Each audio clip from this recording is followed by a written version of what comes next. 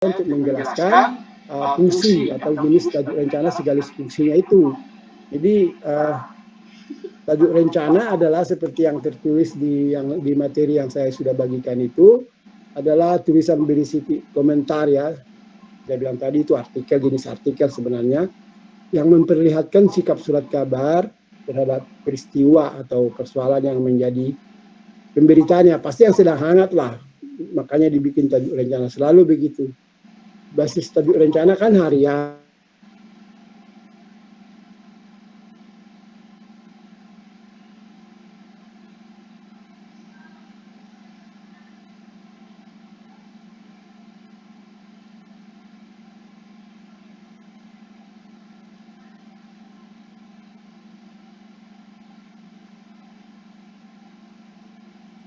Yang jadi hangat gitu ya. Itu yang berpengaruh kepada kepentingan ya, dampak kepada orang banyak itu ya. Terutama kepentingan, bukan maksudnya kadang-kadang kalau saudara misalnya mencek berita-berita hangat di tanah air dari Google News ya, di Google itu ada apa yang paling trending, paling viral, paling banyak ditulis orang di apa gitu. Mungkin barangkali itu soal artis misalnya gitu. Nah, tentu koran tidak memilih itu. Itu bukan enggak berdampak kepada kepentingan orang banyak, itu mah naluri ingin tahu orang banyak aja gitu. Apa ya, artis misalnya, artis apa persoalan artis yang lagi trending?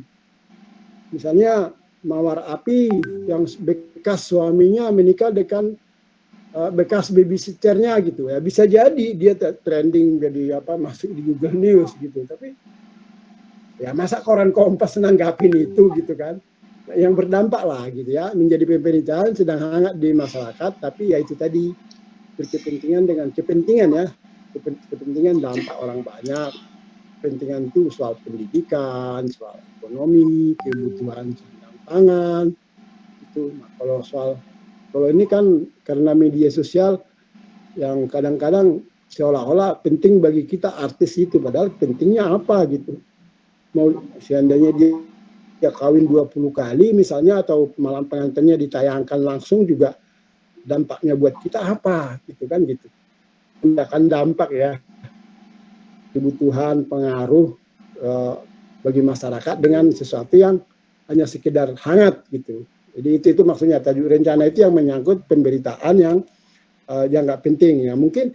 Dan tajuk rencana tidak ada yang diulang gitu ya. Kalau kemarin misalnya minyak goreng, Kompas sudah bikin itu jadi tajuk rencana, nggak mungkin dibikin lagi tajuk rencana kecuali ada sesuatu yang luar biasa ya, hal lain lah, apalagi yang penting nih ya. Nah itu dikaitkan dengan ya, kalau baca itu ya di yang materi tertulis di situ ada beberapa jenis sekaligus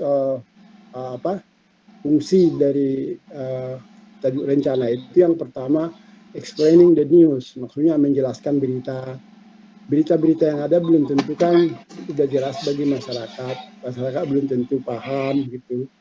Jadi menjelaskan berita dengan interaksi tentu dari sudut medianya ya, dari sudut redaksi. Jadi misalnya media Kompas merasa perlu menjelaskan berita itu ada simpang siur mungkin ya, sudut pandang Kompas mungkin, dan mungkin dari grup media Indonesia mungkin lain sudut pandangnya ya kalau mau menjelaskan. Itu satu ya, menjelaskan berita yang terjadi. Oh ini loh berita ini gitu. Ada terjadi begini. Lalu kemudian filling in the background, maksudnya menjelaskan latar belakang. Nah itu juga sama. Orang tidak selalu tahu latar belakang suatu peristiwa ya. Kenapa itu terjadi? Misalnya kalau ada peraturan baru yang membuat heboh, ya lalu dia mungkin memutuskan menjelaskan latar belakang peraturan ini apa, ya latar belakang peristiwa apa, atau mungkin juga sebuah peristiwa itu kelanjutan dari sebenarnya peristiwa yang dulu pernah terjadi ya. Pembaca nggak tahu bahwa dulu tahun sekian juga kasus ini sudah pernah terjadi, kelanjutan dari kasus ini. Seperti sekarang itu banyak, dari zaman dahulu kala kan selalu ada macam-macam usaha penanaman modal dari bentuk pertanian, bentuk koperasi, bentuk apa yang tabungan untuk umroh lah atau apalah yang pada akhirnya semua untuk penipuan gitu ya. Ya kadang-kadang kita mungkin harus perlu menjelaskan apa yang terjadi dengan usaha-usaha pembohongan semacam ini, akhirnya orang rugi puluhan juta, berjuta, puluhan juta, bahkan miliaran. Kadang-kadang yang konyol bahwa yang rugi itu kalau yang kaya raya dia mungkin nggak apa-apa, rugi berapa miliar. Tapi kalau apa rugi anak dikumpulin selama 10 tahun, nah kan ngenes jadinya. Ya perlu penjelasan latar belakang. Nah yang ketiga ya bentuknya tajuk rencana sekaligus fungsinya itu adalah forecasting the future. Maksudnya ini bukan kayak dukun, nanti kamu akan menikah dengan orang yang dari bagian timur gitu, nggak ramalan dukun seperti itu. Maksudnya peristiwa yang disoroti itu, kejadian yang disoroti itu dijelaskan akibatnya bisa apa. Kalau keadaan seperti ini nanti kita bisa akibatnya seperti ini, gitu ya, meramalkan akibat sebenarnya, efek apa yang kemungkinan yang bisa terjadi, ya itu meramalkannya begitu tentu dengan ya kalau karena ini kan persoalan rasional ya dengan data tentunya. Kalau namanya media dengan fakta yang ada, dengan dokumentasi, dengan pengetahuan analisis, pengetahuan data yang sebelumnya dan tentu ada kemampuan analisis di sana, gitu ya. Karena apa? Sebagai media tentu ini harus dianggap sebuah lembaga yang punya pengetahuan, yang punya basis kebijaksanaan, dan yang memikirkan ini yang adalah orang-orang senior dari pimpinan redaksi sampai ke orang-orang senior di sana, gitu ya.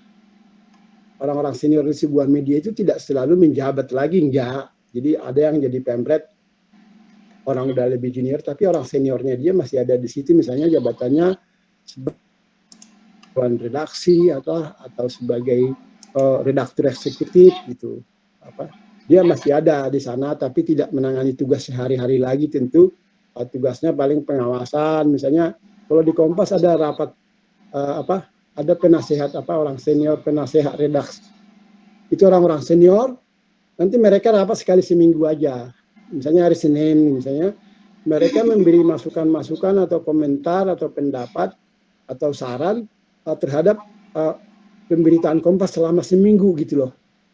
Itu mereka tidak jadi redaktur olahraga lagi, tidak jadi apa lagi, tapi udah bekas dari sana gitu. Jadi bekas detail mungkin kayak semacam itu. Jadi punya pengetahuan lah mereka di sana.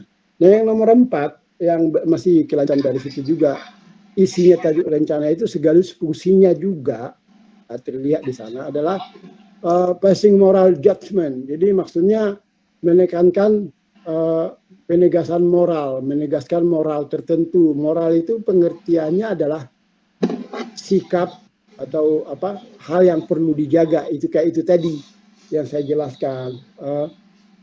Tidak semua hal kita terang-terangan ngomongnya gitu ya, karena kita harus menjaga, kita harus membuatnya dengan bijaksana karena bisa menjadi perangan tadi. Contohnya ada hal yang perlu ditegaskan, misalnya begini, peraturan gitu ya.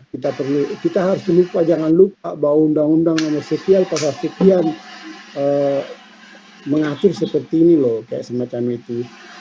Selain undang-undang, peraturan formal juga ada etika ya, peraturan, etika, ya norma juga gitu ya. Jadi kita perlu mengingatkan dari peristiwa ini, dari misalnya berita, dari kebijakan pemerintah, kita perlu mengingatkan bahaya. Contohnya itu tadi, dan beberapa kali sering terjadi ya penyerbuan, penyerangan terhadap misalnya jemaat Ahmadiyah ya. Saya tidak sebenarnya tidak ingin berbicara soal agama, apalagi bukan agama saya, tapi saudara-saudara supaya lebih paham. Terjadi penyerbuan gitu ya. Sikap media biasanya bukan mencampuri ajaran Ahmadiyah apa pendapat orang yang menyerbu, misalnya di Parung pernah, di Madura sering misalnya gitu ya. Media tentu mungkin tidak berniat mencampuri soal ajaran Ahmadiyah dan yang bukan ya. Tapi yang dia tegaskan moral adalah mestinya intinya dalam hal agama, kepercayaan, keyakinan atau apapun, mestinya kita tidak melakukan kekerasan. Itu kan menegaskan moral tertentu kan, ya dalam hal perbedaan apapun, perbedaan agama, perbedaan suku,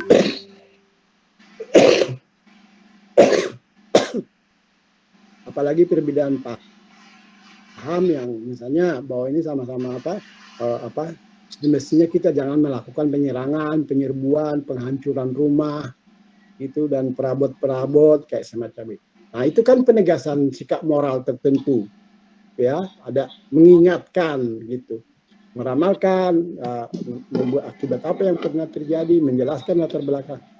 Nah, itulah inti dari itu tajuk rencana. Jadi dalam kerangka itu pasti tidak lepas dari kerangka itu ya sebagai media ya. Dengan kesadaran tentu tidak semua media sama ya. Kompas tentu berbeda dengan koran Tempo. Mereka menyoroti persoalan yang sama dalam tajuk rencana. Tapi bisa jadi kebanyakan berbeda. Jadi mungkin kalau misalnya hari ini nih, hari Rabu ya, sampai Selasa kemarin kan karena ini harian ya, sampai Selasa malam kemarin ada beberapa lah. Ada 5 misalnya topik yang layak mestinya di Indonesia yang layak kita bahas, kita jadikan tajuk rencana yang pantas kita soroti misalnya. Mungkin di antara 5 ini ya Kompas menyoroti ini, mungkin koran Tempo menyoroti ini, media Indonesia menyoroti ini,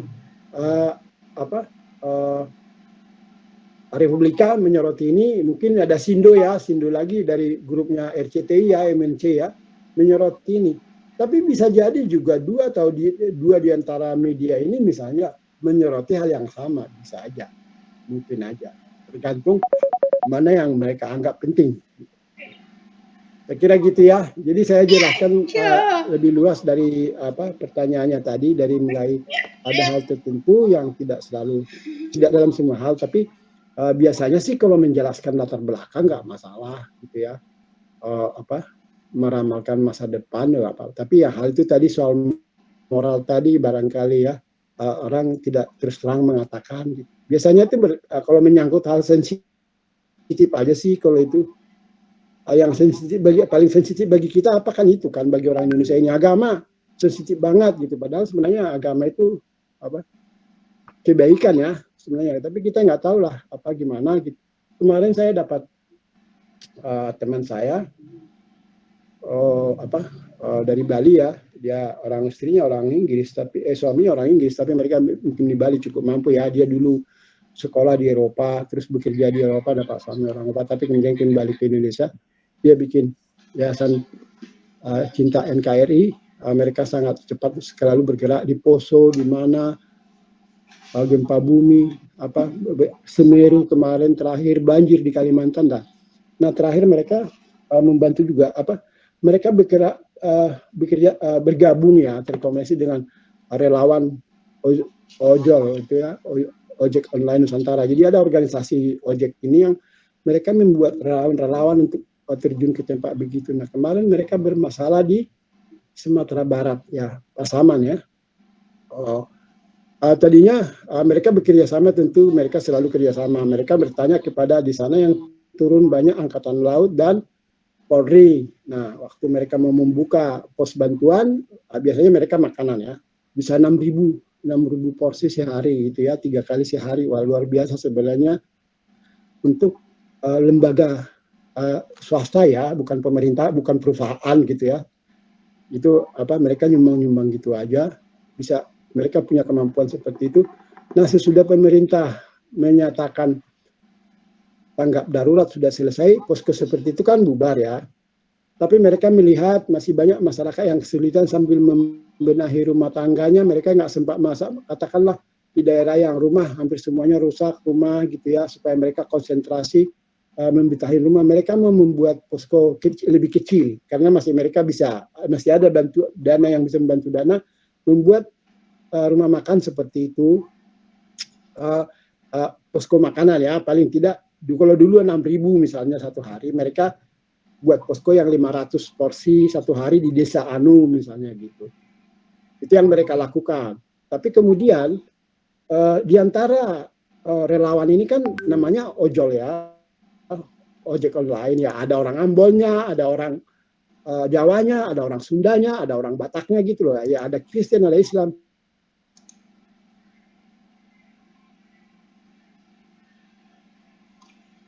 Kan ada yang keberatan. Akhirnya teman saya menutup.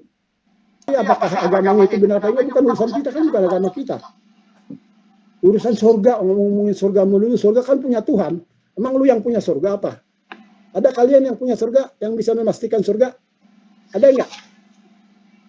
Anak 4A gitu yang bisa menentukan kalau begini masuk surga gitu kan? Ada? Tidak, Pak. Ya ada. Orang itu bukan punya kita kok. Kita bisa bilang, kita bisa ngomong, bisa yakin masuk surga. Tapi maaf ya, nanti yang menentukan di sono sesudah lu mati. Itu misalnya. Ada enggak yang pernah bikin tajuk begitu? Enggak berani lah. Ini kan karena kuliah doang, supaya saudara bisa membedakan. Gitu ya, yang abu-abu, samar-samar gitu, apa, nggak jelas. Ya juga mungkin karena kurang cerdas juga, nggak jelas ini menjelaskan berita apa bukan, apa, menegaskan moral tertentu apa bukan, meramalkan masa depan apa bukan, nggak jelas, ya itu abu-abu lah, gitu ya. Bukan putih abu-abu ya, kalau putih abu-abu anak SMA berarti ya. Gitu ya maksudnya. Jadi ada tajuk rencana yang tegas. Ya jujur aja, kalau dalam bahasa misalnya ini sebagai ya ini dalam praktek sehari-hari, Kompas itu bahasanya samar-samar dari zaman dulu. Bahasa orang bahasa apa? Kepiting ya, pers kepiting ya. Kalau kepiting, tahu kepiting nggak? Jalannya ke samping. Ya jalannya ke samping, nggak lurus begitu, nggak kayak ular atau tikus kayak gitu ke depan gitu. Nah kalau bahasa itu ya media Indonesia lebih lugas. Kalian perhatikan deh, coba kalian baca aja. Lebih lugas, cuman ya kembali ke ininya ya, kembali ke isinya apa dulu gitu kan. Lugas tapi isinya kepentingannya si Beok gitu ya. Tahu si Beok? Tahu nggak? Tahu si Beok nggak? Surya Paloh itu apa? Nasdem kan itu yang punya Metro TV sama media Indonesia.